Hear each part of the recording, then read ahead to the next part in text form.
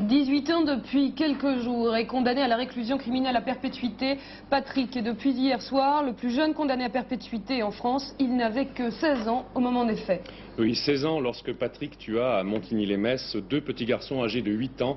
On retrouva leur corps, le crâne fracassé à coups de pierre. Hier soir, les jurés de la cour d'assises de la Moselle ont refusé à Patrick l'excuse de son jeune âge. Jean-Jacques Bazier, FR3 Lorraine. Patrick avait 16 ans le jour du double meurtre de Montigny-lès-Metz. À peine majeur pour son procès, il est devenu après 2 heures de délibéré le plus jeune condamné à perpétuité de France.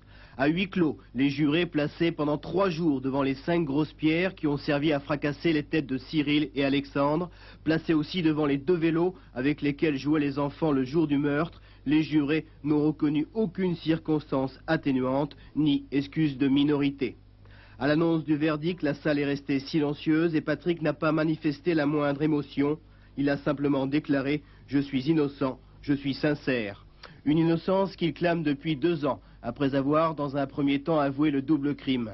Sa seule arme judiciaire, désormais, un pourvoi en cassation que son avocat, Maître Becker, peut déposer dans les 5 prochains jours.